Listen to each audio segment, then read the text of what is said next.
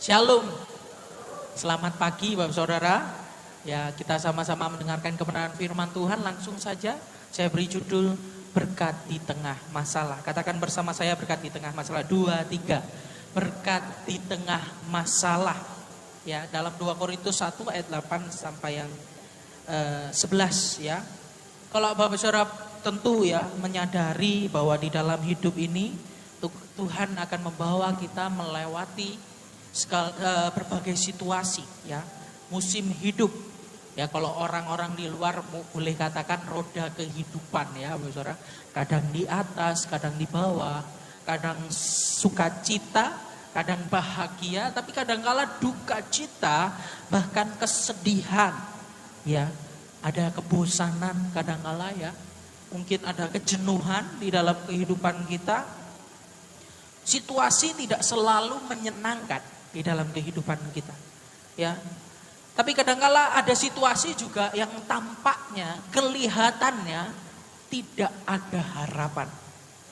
Nah, situasi-situasi seperti ini Bapak Saudara yang membawa kita kadangkala khawatir, takut.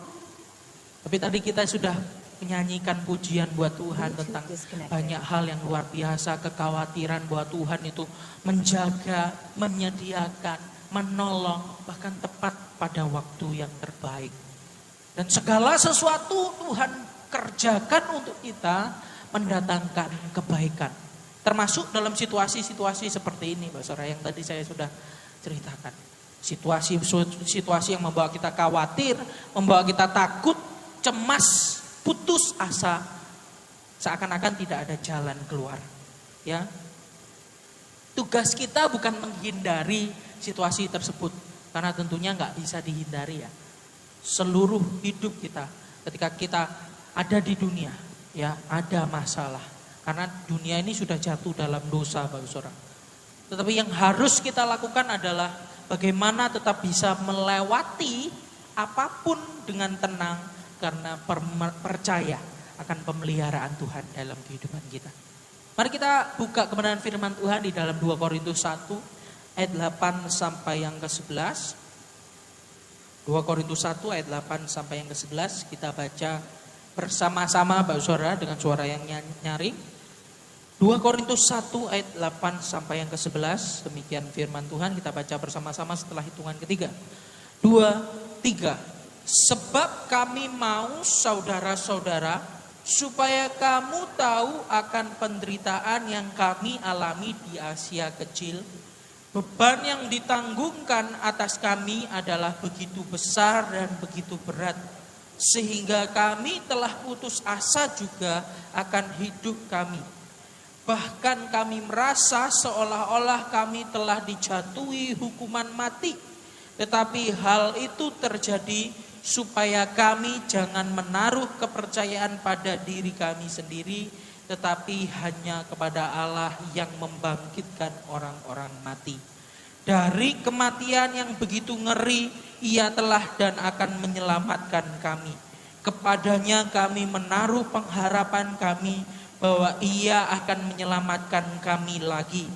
Karena kamu juga turut membantu mendoakan kami, supaya banyak orang mengucap syukur atas karunia yang kami peroleh berkat banyaknya doa mereka untuk kami. Katakan amin Bapak Saudara.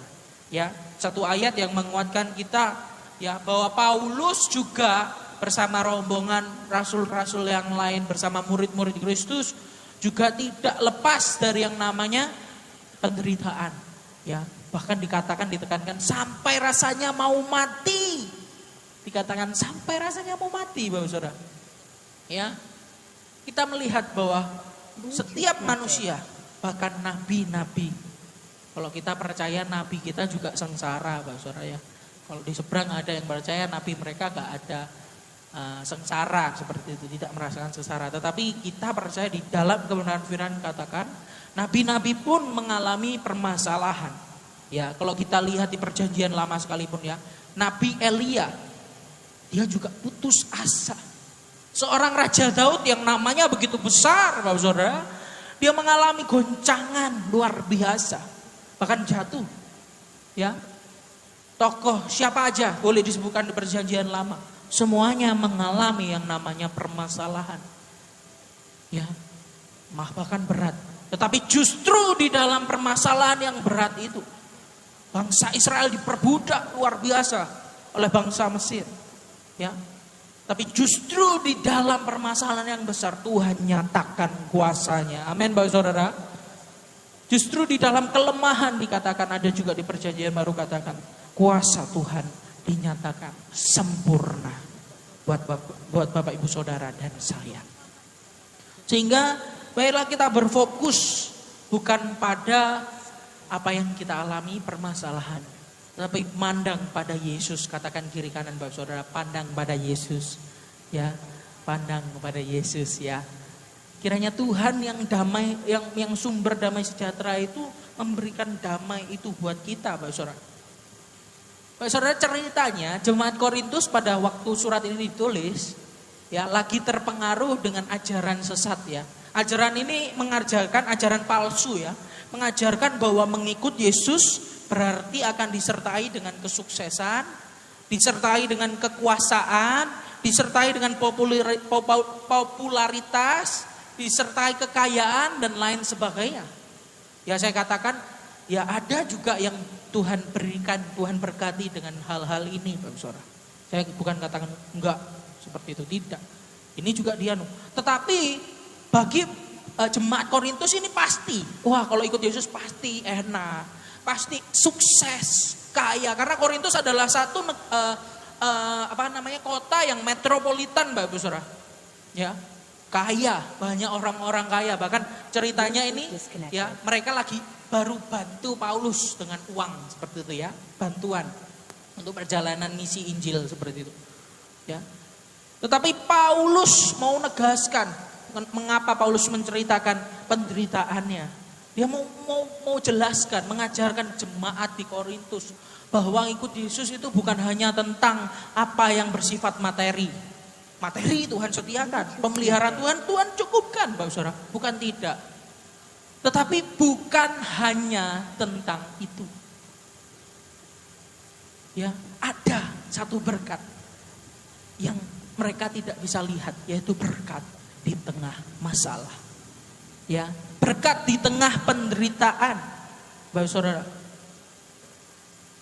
Makanya di ayat yang pertama saya bacakan ayat ketiga ya, ayat ketiga sampai yang kelima. Yaitu berkat di tengah. Saya bacakan buat kita semua. 2 Korintus 1 ayat 3 sampai 5 dengan judul perikop ucapan syukur. Terpujilah Allah Bapa Tuhan kita Yesus Kristus, Bapa yang penuh belas kasihan dan Allah sumber segala penghiburan, yang menghibur kami dalam segala penderitaan kami, sehingga kami sanggup menghibur mereka yang berada dalam bermacam-macam penderitaan dengan penghiburan yang kami terima sendiri dari Allah. Sebab sama seperti kami mendapat bagian berlimpah-limpah dalam kesengsaraan Kristus, demikian pula oleh Kristus kami menerima penghiburan berlimpah-limpah. Paulus nggak langsung memuji jemaat Korintus, ya, jemaat Korintus baik, memberikan bantuan dan lain sebagainya, tidak langsung. Paulus percaya bahwa bantuan yang diberikan jemaat Korintus adalah dari Tuhan, sehingga yang dia muliakan adalah Tuhan, Bapak Saudara. Dan Paulus sekaligus mengajarkan kepada jemaat Korintus, ini loh ajaran yang kamu pahami sekarang ini, ya, adalah ajaran yang palsu. Bluetooth disconnected. Ya, saya kaget Bapak Saudara kalau di luar kota, ya, di kota-kota besar diajarkan begitu rupa tentang hal-hal yang mirip dengan yang diajarkan di Korintus, yang mirip untuk dipahami jemaat Korintus. Bahkan ada yang katakan tidak perpuluhan tidak masuk surga. Ada ini Bapak Saudara. Hingga jemaat itu, wah seakan-akan yang paling kaya adalah yang paling diberkati, yang paling sukses adalah yang paling selamat, seperti itu Bapak Saudara. Saya boleh katakan tidak seperti itu. Bahkan dalam penderitaan, Kristus saja datang ke dunia menderita, apalagi murid-muridnya. Ya, tentunya kebenaran dipertentangan dengan dunia selalu bertentangan, Bapak. Ketika dunia dengan kebenaran itu bersama, itu biasanya pasti bertentangan. Sehingga sangat wajar ketika orang percaya, orang yang pegang kebenaran itu tidak disukai oleh dunia. Sehingga menghadirkan kadang kesengsaraan, permasalahan, penderitaan. Sehingga Paulus meluruskan pandangan mereka bahwa sesungguhnya kita hidup di dunia yang telah jatuh di dalam dosa. Itulah sebabnya penderitaan tidak terhindarkan dalam hidup ini. Walaupun demikian, orang-orang Kristen yang memiliki hubungan pribadi dengan Tuhan melalui iman pada Tuhan Yesus tidak pernah menghadapi penderitaannya sendiri. Katakan amin, Bapak Saudara. Amin. Tidak hanya ada gereja Tuhan, orang-orang Kristen sesama umat saudara seiman yang bisa memberikan dukungan dalam doa, dalam kata-kata semangat, bantuan secara material, ya. Tetapi ada Tuhan yang adalah sumber penghiburan. Ada Tuhan yang selalu menjaga kita. Immanuel, Allah beserta kita. Itu tidak hanya jargon semata, Bapak Saudara, tetapi itu benar-benar terjadi dalam kehidupan Bapak Ibu Saudara dan saya. Oleh karena itu kita akan melihat next slide. Apa yang mau diajarkan Paulus? Apa tujuan Paulus menceritakan penderitaannya kepada jemaat di Korintus? Dan kita bisa belajar dari hal ini, Bapak Saudara. Ya, yang pertama, belajar dari masalah. Paulus rindu, ya, jemaat Korintus tidak melihat masalah adalah kutukan, ya. Masalah ada penderitaan merupakan satu hal yang negatif, meskipun kelihatannya seperti itu. Siapa yang suka dikena masalah, Saudara? Siapa yang suka penderita di sini? Saya sendiri pun tidak ada satupun yang suka. Tetapi tujuan Paulus rindu supaya belajar melihat dari sisi yang berbeda, bahwa masalah pun adalah berkat Tuhan. Ya, masalah pun adalah berkat dari Tuhan, punya tujuan. Ya, kalau kita melihat dalam firman Tuhan seringkali berkat terbesar, anugerah terbesar bukan keluar dari sesuatu yang baik, tetapi berkat terbesar keluar dari masalah yang terbesar. Kalau kita tahu, yang paling kita sering dengar tiap minggu, masalah terbesar kita adalah dosa. Tetapi karena ada dosa, Tuhan mengasihi kita. Dia kasih anaknya yang tunggal. Dia datang sendiri untuk menjemput kita, untuk menyelamatkan kita. Ini anugerah terbesar. Makanya Paulus katakannya, semakin besar apa yang kita punya, dosa-dosa yang kita punya, justru semakin besar kasih karunia Allah dalam kehidupan anak-anak Tuhan. Paulus katakan, aku yang paling berdosa dari semua rasul-rasul. Ya, Paulus bunuh orang-orang percaya sebelumnya. Paulus melakukan hal-hal yang benar-benar tidak berkenan di hadapan Tuhan. Dia membenci. Tetapi dia katakan, aku yang paling banyak terima anugerah daripada Tuhan. Karena apa? Kesalahannya paling banyak bagi Paulus. Sehingga dia belajar dari masalah. Penderitaan itu adalah satu berkat. Ya. Kita melihat Paulus menjelaskan bahwa beban yang ditanggungkan atas dia adalah begitu besar dan begitu berat. Sehingga penderitaan Paulus begitu besar, berat sehingga melampaui apapun yang pernah ditangani Paulus sebelumnya. Dia merasakan bahwa masalah hidupnya itu bikin sampai dia katakan di ayat tadi ya, rasanya mau mati. Ya, mungkin dari beberapa dari kita juga pernah merasakan hal ini. Mungkin, saya nggak bisa lihat. Mungkin jemaat Tuhan yang ada di rumah masing-masing pernah merasakan hal ini. Tidak mudah melalui penderitaan. Ya, Paulus bukan mengeluh, Bapak Saudara. Kalau orang-orang mungkin kita, saya juga kadang melalui penderitaan itu kadang mengeluh. Oh Tuhan, kok soro aku. Tetapi Paulus bukan kata lagi mengeluh, Bapak Saudara. Kalau dalam bahasa asli itu jelas, di kalimatnya itu lebih jelas. Dia lagi mengungkapkan fakta kepada jemaat di Korintus bahwa dia benar-benar menderita, bukan lagi mengeluh. Tetapi justru dia mengungkapkan bahwa penderitaan itu membawa pelajaran yang baik dalam kehidupannya. Dan itu mau di-sharekan kepada jemaat di Korintus. Bahwa di dalam penderitaan, di dalam permasalahan juga ada berkat. Ya. Sehingga mengajarkan pembaca tentang hal penting di poin selanjutnya. Kita next selanjutnya sebelum masuk ke poin kedua. Ada satu perkataan seperti ini dari Max Lucado. Tuhan tidak pernah berjanji untuk menyingkirkan kita dari pergumulan kita. Tetapi Dia berjanji bagaimanapun untuk mengubah cara kita memandang mereka.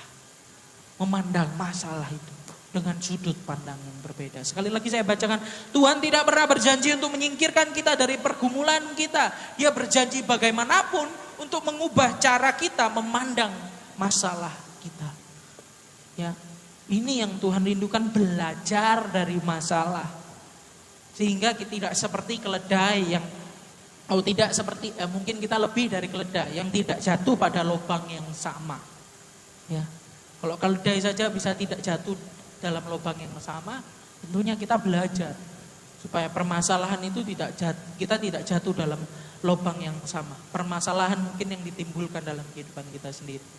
Yang kedua, Bapak Saudara, kita tidak hanya belajar dari masalah, tapi kita paham tujuan Tuhan di dalam kehidupan kita. Di ayat 9 dan 10, saya bacakan kembali buat kita semua. Bahkan kami merasa seolah-olah kami telah dijatuhi hukuman mati. Tetapi hal itu terjadi supaya kami jangan menaruh kepercayaan pada diri kami sendiri, tetapi hanya kepada Allah yang membangkitkan orang-orang mati. Dari kematian yang begitu ngeri, Ia telah dan akan menyelamatkan kami. Kepadanya kami menaruh pengharapan kami bahwa Ia akan menyelamatkan kami lagi. Ya, kita lihat bahwa Paulus percaya pemeliharaan Tuhan. Dia percaya ada tujuan Tuhan di balik segala sesuatu. Next slide. Kita lihat Bapak Saudara satu perkataan. Tidak peduli badai apa yang Anda hadapi, tapi Anda perlu tahu bahwa Tuhan mengasihi Anda. Dia tidak pernah meninggalkan Bapak Saudara dan saya. Amin Bapak Saudara. Dia tidak pernah meninggalkan saudara dan saya. Ya. Sehingga mengapa Paulus perlu perlu cerita penderitaannya terhadap jemaat. Dia tidak hanya sekedar memberikan informasi supaya sekedar diketahui kondisi terakhirnya ya. Tapi Paulus ingin ajarkan kepada jemaat bahwa tujuan akhir dari semua perjalanan yang sulit adalah Tuhan ingin umatnya menaruh percaya hanya pada Dia. Di perjanjian lama, Bapak Saudara, mengapa bangsa Israel diizinkan di padang gurun bertahun-tahun muter-muter padang gurun padahal dekat, Bapak Saudara. Kalau secara geografi itu jauh lebih dekat, gak sampai 40 tahun dari yang namanya Mesir ke tanah perjanjian. Tuhan itu mau persiapkan bangsa Israel supaya hidup itu berserah pada Tuhan. Tuhan tunjukkan sebelum di Kanaan dia nanti bangsa Israel bahkan menghadapi peperangan yang lebih berat, lebih sulit. Tuhan tunjukkan bahwa Tuhan itu pegang kendali sehingga ada makan mana itu Pak Saudara turun.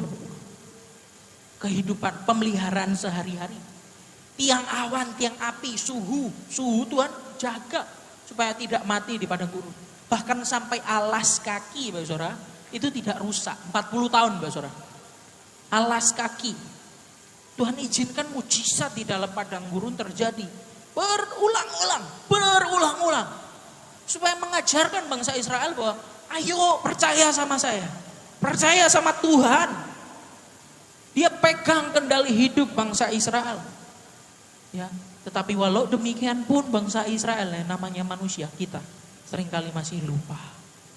Seringkali masih lupa apa yang Tuhan sudah perbuat. Ya.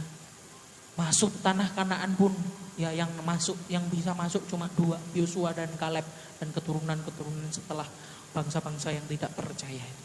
Mereka takut. Dikatakan kita ini seperti belalang-belalang kecil-kecil, orang Kanaan ini besar-besar. Di dalamnya ada madu, susu, berlimpah.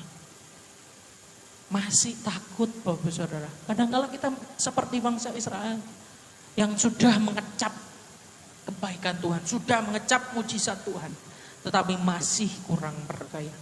Tetapi kita seringkali tidak paham tujuan Tuhan.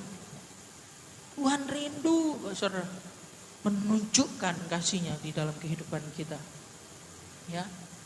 Sama seperti bangsa Israel yang kadang-kala seringkali mengandalkan diri sendiri. Demikian pula kita seringkali pun demikian. Ketika kita menghadapi masalah yang membuat kita putus asa, ya, kita tidak datang pada Tuhan, malah meninggalkan Tuhan. Ya, di sini kita belajar sebagai anak-anak Allah, sadarilah bahwa kita memiliki keterbatasan sehingga belajar bergantung total pada Tuhan. Tentu saja Tuhan tidak anti ya terhadap manusia menggunakan kemampuan yang diberikan Tuhan untuk menyelesaikan berbagai persoalan. Tidak salah pergi ke dokter untuk berobat.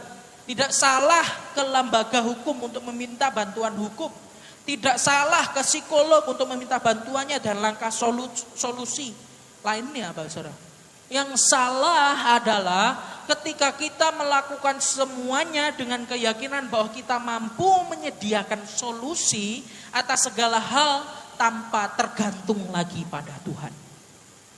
Ya. Beberapa hari-hari, minggu-minggu ini, Bapak Saudara, cukup banyak yang sakit, besuk ya. Saya berdoa tidak hanya Tuhan yang sembuhkan, tapi saya katakan melalui dokter, melalui obat yang diminum, melalui makanan, minuman, Tuhan mampu sembuhkan dalam nama Yesus. Dan pemulihan terjadi, mujizat terjadi. Saya katakan mujizat karena itu tidak hanya campur tangan manusia, tapi ada Tuhan yang menyembuhkan. Ada kesaksian, ketika luar biasa Tuhan ya, bisa melancarkan segala sesuatu. Padahal resikonya juga besar, ada resiko yang besar. Ya. Jadi apa yang harus kita lakukan ketika menghadapi penderitaan yang demikian berat? Pastikan bahwa Tuhan adalah pusat fokus kita dan objek utama dari iman kita. Kita berdoa, dengan doa kita selidiki pilihan-pilihan yang ada. Ambillah keputusan yang baik dan serahkan segala sesuatu itu di tangan Tuhan dengan harapan tetap tertuju pada Tuhan. Slide selanjutnya. Semua kesulitan, setiap masalah yang Anda hadapi adalah anugerah cinta yang diberikan kepada Anda dari tangan Tuhan. Sehingga ada berkat di tengah masalah Bapak Saudara dan saya. Seringkali Tuhan membuat kita melewati hal sulit untuk membuat kita mengalami perjumpaan pribadi dengan Tuhan yang tidak terbatas. Tuhan kadang-kala izinkan Bapak Saudara terjadi. Ya. Sehingga sama seperti ayat ini, Paulus menaruh harapannya pada Allah. Karena Allah telah menyelamatkannya di waktu yang lalu. Ya, maka dia percaya juga bahwa untuk kali ini pun Allah akan membawa dia keluar dari permasalahan. Menang atas segala permasalahan dia. Sehingga berkat-berkat tercurah dalam kehidupan. Dan yang ketiga, apa tujuan Paulus menceritakan penderitaannya? Supaya jemaat di Korintus terus mau berdoa. Bapak Saudara, kita belajar doa itu bukanlah satu hal untuk mendatangkan ya yang apa kita mau, apa yang kita mau, Bapak Saudara. Tapi doa adalah sarana yang penting. Doa adalah tanda bahwa seorang manusia menyadari dirinya sebagai manusia yang terbatas. Dan mengakui, doa adalah mengakui bahwa Allah adalah pencipta yang tidak terbatas, yang sanggup membangkitkan orang mati. Dikatakan membangkitkan orang mati di ayat yang ke-11 tadi. Apalagi saudara, ya, apalagi masalah-masalah kita. Mati saja bisa dibangkitkan oleh Tuhan. Kalau dia berdaulat menyelesaikan masalah saudara, dia bisa langsung detik ini bisa. Tapi kadang-kala Tuhan izinkan proses supaya kita bertumbuh di dalam proses. Supaya kita bertumbuh dalam pengenalan akan Tuhan. Supaya kita bertumbuh dalam keserupaan dalam firman Tuhan. Kemarin pembacaan doa pagi di dalam Amsal 27 dikatakan besi menajamkan besi. Manusia menajamkan sesamanya. Ya, kadang-kala proses terjadi supaya kita mau berdoa. Kita dipakai semakin tajam. Tuhan pakai kita untuk menjadi paham bahwa kita ini manusia yang terbatas. Tidak bisa melakukan semuanya sendiri. Kita butuh Tuhan. Ya. Sehingga slide selanjutnya, doa bukan persyaratan yang sulit. Itu adalah tugas alami makhluk yang diciptakan kepada penciptanya. Penghormatan paling sederhana yang dapat diberikan dalam kebutuhan manusia. Ya, dapat diberikan kebutuhan manusia kepada kemurahan hati ilahi. Tuhan sudah melakukan semuanya, bahkan yang terbesar ya, Yesus di kayu salib untuk setiap saudara dan saya. Apalagi permasalahan hidup.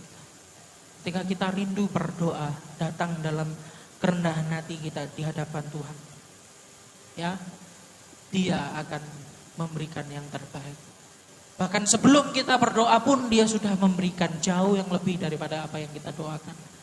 Tapi sering kali kita lupa. Ya, oleh karena itu kita butuh firman Tuhan yang selalu mengingatkan, menegur kita untuk memahami hari-hari depan ya, yang penuh dengan harapan. Doa bukan sarana untuk mengubah segala sesuatu, tetapi sarana untuk mengubah diri kita menjadi lebih tahu diri sebagai manusia terbatas, sekaligus sarana untuk mengalami Tuhan secara pribadi. Kadang-kala kita mau rindu ya, berkat Tuhan, mujizat Tuhan, pertolongan Tuhan, penyertaan Tuhan, perlindungan Tuhan. Tapi kita malas berdoa. Kita malas baca kebenaran firman Tuhan. Kita malas lakukan apa yang Tuhan mau dalam hidup kita. Tapi kadang-kala Tuhan masih baik, Pak Saudara. Masih saja diselamatkan. Masih saja ditolong. Ya, itulah Tuhan kita. Tapi jangan biarkan kita menjadi orang-orang yang tidak tahu berterima kasih. Tidak tahu diri, Pak Saudara, siapa kita di hadapan Tuhan. Daud saja bisa katakan, siapakah aku hingga Tuhan mengasihi. Firman Tuhan katakan, ya kita ini sebagai biji mata Tuhan. Biji mata itu dilindungi, Pak Saudara. Ya, biji mata Tuhan itu disayang. Ya, Tuhan mau yang terbaik buat kita. Ya, dan tidak hanya itu.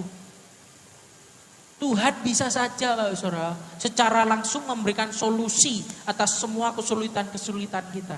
Namun dalam banyak kasus Dia ingin memberikannya melalui doa-doa, melalui pergumulan kita, melalui saudara seiman yang saling mendoakan satu sama yang lain. Saling mendoakan, saling memberikan dukungan support. Saudara, ketika saya menghadapi permasalahan yang mungkin bagi saya waktu itu adalah terberat, yaitu papa saya sekarat ya. Saya begitu butuh bantuan dan saya merasakan ya kasih Bapak Saudara melalui doa-doa Bapak Saudara. Saya merasakan bahwa saudara seiman adalah saudara yang saya kasihi, yang mau juga berdoa untuk apa yang saya hadapi.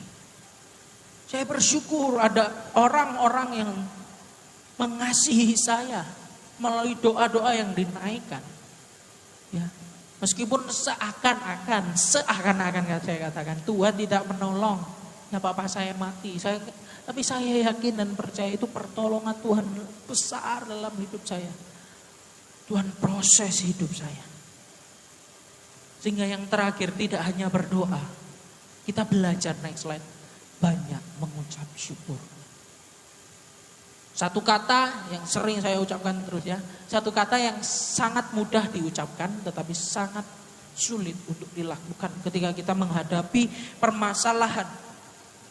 Ya, sehingga tujuan Paulus sampaikan ini supaya memberitahu kondisinya agar banyak jemaat berdoa, supaya jemaat bantu mendoakan dia juga. Dan banyak orang dapat mengucap syukur kepada Tuhan melalui pergumulan dia ketika dia sudah diselamatkan. Ada kesaksian, Pak Saudara. Ketika banyak jemaat hari-hari ini ya chat Ibu Gembala, sekretariat dan mungkin saya sendiri minta bantuan doa, kita besuk ya, kita mendoakan di doa-doa pagi yang ada. Ketika mereka sembuh, saya juga merasa terberkati. Saya mengucap syukur.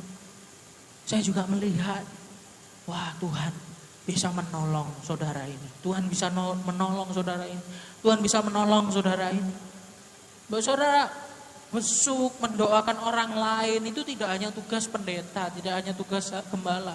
Siap kita yang rindu, sayang dengan saudara seiman kita, pergi besuk, saling mendoakan. Sehingga ketika semuanya terjadi, pertolongan Tuhan dinyatakan, ya, mujizat Tuhan diberikan, berkat Tuhan melimpah dalam kehidupan seseorang, kita juga ikut merasakan. Dan kita juga bisa mengucap syukur, memperbanyak ucapan syukur kita di hadapan Tuhan. Jadi tujuan sharing, ada doa bersama, ini adalah supaya ada banyak orang menyaksikan kebaikan Tuhan, karunia yang Tuhan berikan bagi saudara seiman kita, dan akhirnya nama Tuhan yang dipermuliakan dan kita mampu mengucap syukur. Next slide. Selanjutnya, slide terakhir. Ya, keadaan pikiran yang melihat Tuhan dalam segala hal adalah bukti pertumbuhan dalam kasih karunia dan hati yang bersyukur. Keadaan pikiran yang melihat Tuhan dalam segala situasi kondisi, tidak di gereja saja, Pak Saudara. Tidak hanya duduk diam mendengarkan firman saja di gereja. Tidak hanya waktu-waktu saat teduh di gereja. Tapi justru keadaan pikiran kita yang melihat Tuhan dalam pekerjaan, dalam istri, keluarga kita, anak-anak, keturunan cucu mungkin. Dalam pekerjaan, dalam pelayanan, dalam pertemanan, dalam hobi kita.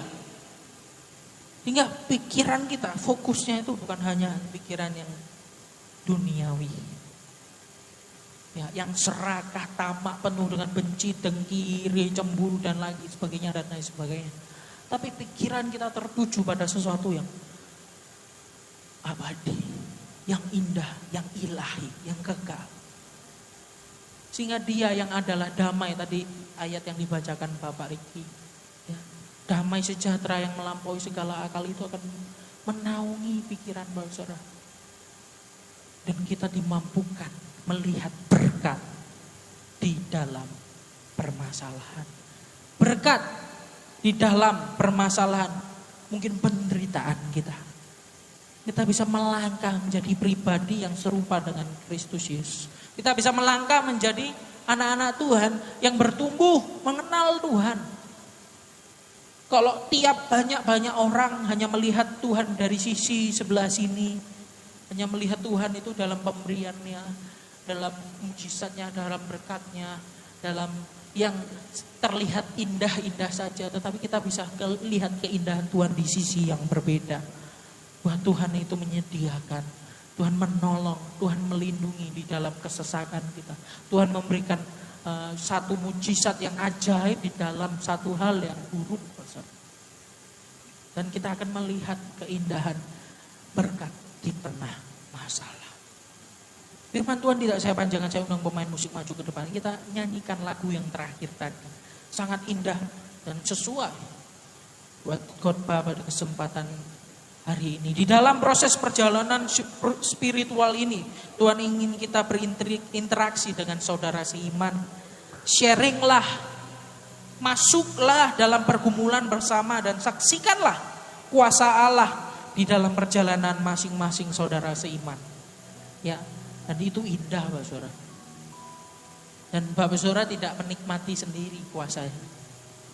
Semuanya dipulihkan, semuanya sama-sama bertumbuh, semuanya sama-sama mengerti, memahami apa yang menjadi kehendak Tuhan dalam kehidupan. Ya, yang mengikuti secara online di rumah mungkin mengalami sakit, penyakit. Berdoa buat yang di rumah nanti kita sama-sama. Dan dia sumber pengharapan, sumber kesembuhan, sumber mujizat. Sang pembuat mujizat itu akan memberikan yang terbaik tepat pada waktunya dia. Kita nyanyikan lagu ini, Saat Ku Tak